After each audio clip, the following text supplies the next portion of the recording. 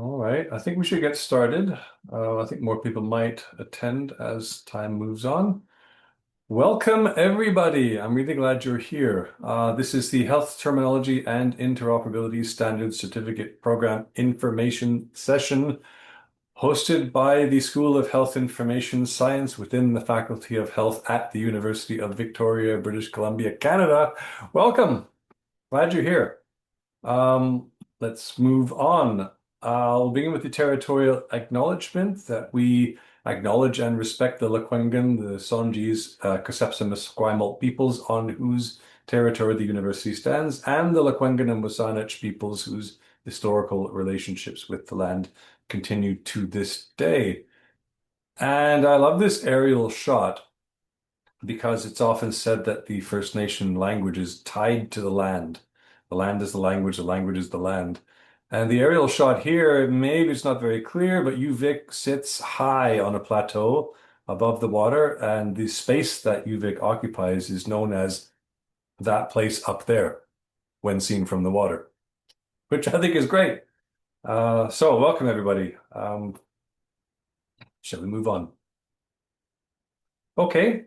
So in the next 20 or so minutes, I will provide some information about the certificate program, give you some ideas on how it can help advance your career. Please be aware, those of you who just arrived, we are recording the session so that we can put it on our YouTube channel so you can refer to it later. And there'll be links to this on our website as well. My name is Simon Mitchell. I'm the faculty coordinator for the program. We have a couple of guest panelists with us. Alison Brophy is of the Department of Continuing Studies. It looks after one of these streams of the program. Hello, Alison. Give us a wave. Hello. As well, on the other side of your screen, we have Dennis Lee, a assistant professor at the school, teaches one of the courses in the program. And at the bottom of your screen, I don't know what you're seeing. The third person on your list of thumbnails is Dr. Karen Courtney, the director of the school. Hello. Okay, that's good. Am I okay? That's good. Okay, great. All right, moving on. I'm wanting to keep this on the rails, as it were. During the session, if you have any questions, we ask that you type them into the Q&A box. Alternatively, you can also raise your hand, and we will take your question probably by turning on your mic, but you're also free to type in the chat or both. Okay, so you're here to learn about the program, and the program is about health terminology and interoperability standards. So I'd like to kind of start at the beginning. You're here likely because you have some professional involvement with this area of technology, or you've heard vaguely things about it and you think, that might be interesting. So what is a standard? And that's a huge question. And one of the ways I like to frame it is that there is a reason why the wheels on your car are spread distance apart, exactly the same width as two horses. And that goes back to several thousand years ago, where a decision was made at some point to organize a chariot so that it wasn't wider than two horses. And that has become a de facto standard that affects us even today. And it's also the real reason why railway cars have their wheels set exactly that distance apart. It's not only de facto, it's a completely pervasive standard. So why? That means we all do things the same way, and that is useful for society. Imagine you worked in a hospital, and the hospital has many departments, and each department had their own way of expressing various bits of jargon or terminology or how they classify diseases or things that they have. And if one department wanted to talk to another department, then you'd have to translate your jargon into the other department's jargon. And you can see on the left here that once you start doing that, it goes up geometrically in terms of its complexity. The translation from left to right, right to left, just becomes mind-boggling. Wouldn't it be better if we all spoke the same language? So efforts were made to pursue that goal, and we ended up with something like this. This is a sample of some of the many standards that are out there. Some are simple, some are really complicated. They all interrelate. They're all used for different things. Some of them are for classification, some of them are for message passing, some of them standardize the way we express ideas and concepts. Okay? So if healthcare IT runs on standardized information, how do you untangle all these standards? Well, we have a partial answer for you, and that's to enroll in the Health Terminology and Interoperability Standards program. And this is where you learn the theory behind all of this and you get a bit of practice as to how these things work.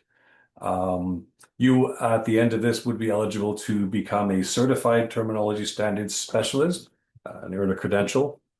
In addition to the certificate itself, you would gain knowledge and skills on how to adopt and manage health standards in professional life.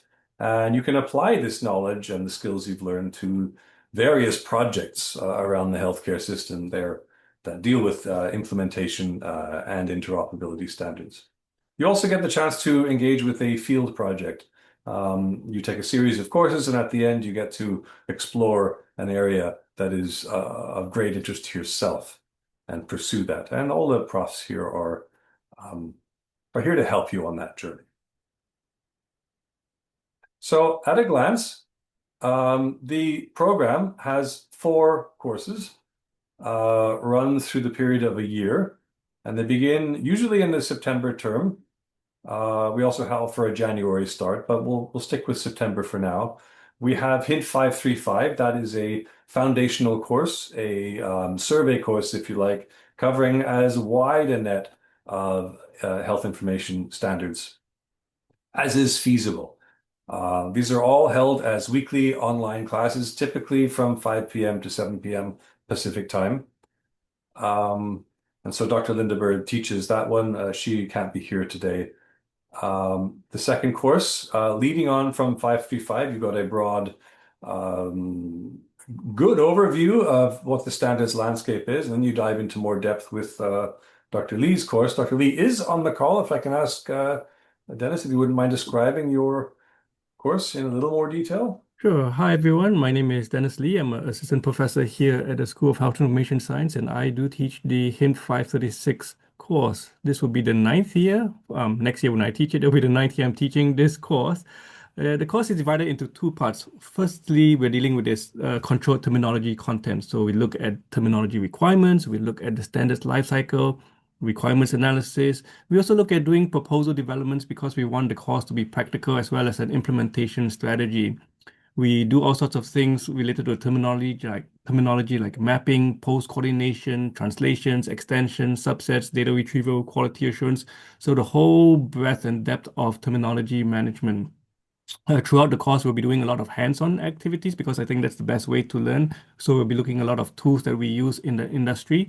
So that will be used over 8 different activities. And then there are 2 written assignments. So there's an assignment that looks at writing a business case for your terminology, as well as writing an implementation strategy. The good thing is for this class, there are no quizzes and there are no final exams. So it's a lot of hands-on practical experience. Simon, over to you. Thank you very much, Dennis. That was great. Yeah, so a lot of experiential learning in that, a lot of case-based learning as well. And you also, in the next 2, I'm going to combine these 2 together, 537 and Hint 597. These are also taught by Dr. Linda Bird. And these courses contain a lot of the hands-on material that you kind of just heard about, as well as having a lot of guest lectures. And our guest lecturers are leaders and practitioners from the healthcare industry. And they donate their time for this course, and they tell you about what life is like at their organizations. And it's a great opportunity for you to hear from people who are actually out there in a way they're kind of modeling the eventual career path that some of you might be on should you decide to join the program. Okay, they run in a compressed format over the summer. So UVic has 3 terms. There's the fall term, spring term, summer term. Fall and spring have term long. These courses for fall and spring are all term long. They run for the 4 months. But in the summer term, they are in a compressed format. Okay, so that means by the time the summer term is over, you will have completed both the Health Information Exchange Standards course and the field project as well. And the other thing to note is that it is typically one class per week, but for Hint 537, we have a virtual workshop. It is often held in May. It is also often held over 3 days, but those things change as as the years roll by. Okay. This is also all online, even though there's a virtual workshop. You're not expected to be in Victoria. Instead, you would join via Zoom as you would normally would. Okay, so just be aware of that. They're designed for working professionals, so classes are held between 5 to 7 p.m., allowing you to complete a workday and then join in once a week. So Hint 597 is a capstone course. It's the course in which you will also attend guest lectures and do learning that way, and also engage in choosing a field project. The field project is, it can be many things. It can be a research project, it can be an implementation type project, it can be a survey, it can be a literature review. Some of the students in the path have done the following things on the screen. I'll just read a couple of them. One of the things you might do is identify requirements for a specific terminology for health organization use. So that's a highly practical thing to do. It really mimics a real world professional task. You might develop specifications for a structured data entry and retrieval template as well. That's a higher level thing that once that was done, it would be used by many people. You might decide to go deep on pharmacy and map local drug terms to the Canadian clinical drug data set. I believe that's a typo in there. Again, it needs to be changed. Or you could go the traditional research route and do a lit review. And you could evaluate, say, a terminology's impact on the quality of care. And again, why do we use all these standards and terminologies? Ultimately, to improve healthcare, make it more efficient.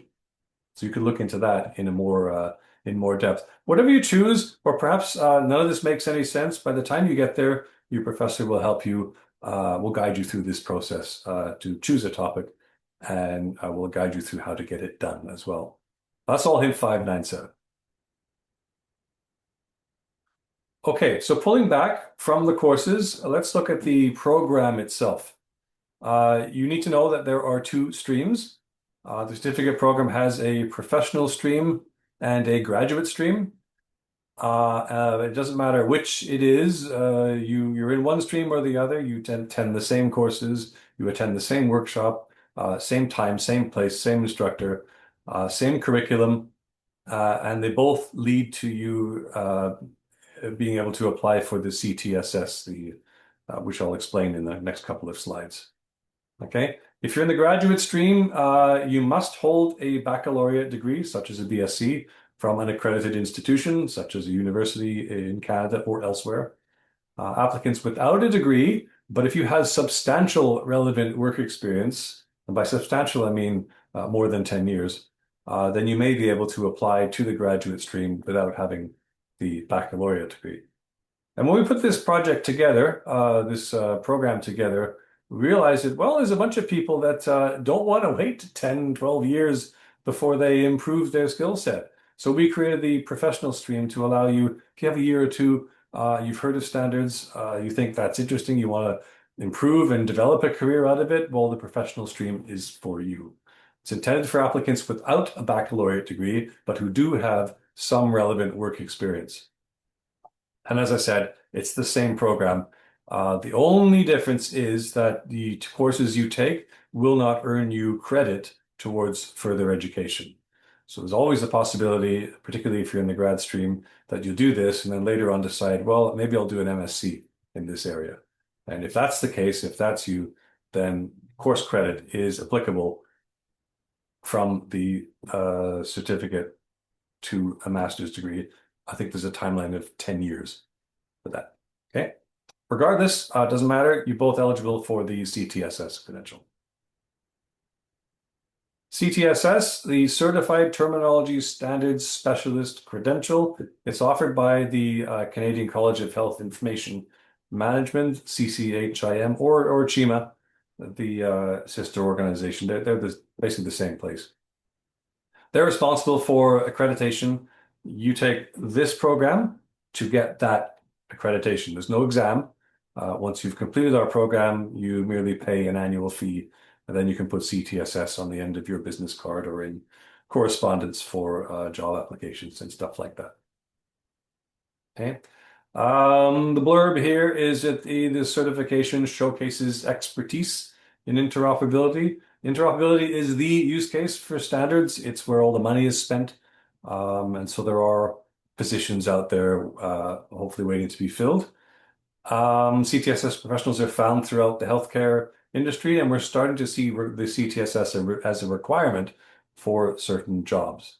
One example I have here is a job offering for a clinical coding specialist at Hamilton Health Sciences, and they would like CHIMA certification eligibility at least. So, I mean, given the wording of that, you could have probably applied for it while you're in this program, say. It's just an example. CHIMA offers a website and a social space and a job board and a bunch of other things as well. Okay. And the keys to getting in for this particular certification is our program. Other ways the HTIS can help your career. I'm just going to expose all of these. Really, well, there's a lot of stuff on here. But the bulk of it is that you become the go-to person in your organization. Somebody has a question on terminology or wants to know a detail about SNOMED or can I use ICD here? They're likely to come to you if you're in that workplace and you have this credential. You become the glue of the organization for this particular aspect. Okay. Recent initiatives in Canada, the Pan-Canadian Patient Summary, a huge project, employs a lot of people. InfoWaste standards are resources for COVID-19 or any other healthcare emerging concern. Will immediately need standard specialists to hop on it so that all of our hospitals and clinics can use the right terminology and classify things in the correct way. There's also the Digital Health Info Exchange regulation organization. There are dozens of bodies out there that rely on health standards. And one of the ways you can get in there is by improving your level of education. Kelly Davison is, I believe, currently still a PhD student candidate. No, did he graduate? I think he is. Okay, that's fine. He did the CTSS and has been working in standards ever since. Kelly says, I was interested in the political economy of electronic health records and terminology standards because they represent a critical opportunity for us to connect systems across different programs. So think about that diagram I showed you right at the beginning. That's what we're talking about here. Okay. Anyway, and to unify the patient chart. So Kelly is a nurse who uses this stuff. We need homegrown terminology experts to work on connecting the Canadian healthcare system. Okay, and the program will help you meet that need. Another from Lisa T. This program opened up an entirely new dimension of health data for me. Lisa came from a background in clinical practice and always cared deeply about the data, had a strong interest in this, took our program, and concludes with, I now approach health analytics with a much stronger standards-based foundation, which feels especially relevant in a healthcare landscape. Okay, so thank you, Lisa and Kelly, for supplying those kind words for our program. So that's it in a nutshell. That's what we offer. Where do you get more information? Well, we'll guide you mostly towards the website. The University of Victoria's Health Information Science website has a certificates tab. Click that. And that is the route into both programs, both streams of the program. Okay. If you see this picture of something similar, scroll down, you'll find more information. Continuing studies, there's a link to it from there as well, is also present. They have a separate website with a great description and details. And most usefully, details about the fees that are easy to understand are all there on the page shown on the right. Okay, that's the website there, uvic.ca, Health HINF Certificates. Click that and you're in. Okay, be aware that September entry is the next entry point for the program. The application deadlines is June 15th. I mentioned earlier there also is a January entry. We won't be looking at that now, but on October 1st is the deadline for that one as well. It means you start with Dr. Lee's hint 536 instead of Dr. Bird's 535. Okay. More information, you can contact myself at this HTS Coord email address. And most details that you need are all on the UVic website under Health Hint Certificates. I believe the CCHIM, yes, if you want more information about just Google CHIMA CTSS. You're going to go right there and find out all the stuff you need. The fees aren't enormous at the CCHIM, and one of the best things about it is their job board, where your situations vacant are all listed somewhere in there. Okay, so as I mentioned at the top, I'm recording this session, and the session will be available soon on the UVic website. Currently, there's an older version right there. Right. Okay, it's June 15th for the September entry. That's the scoop. We can answer questions right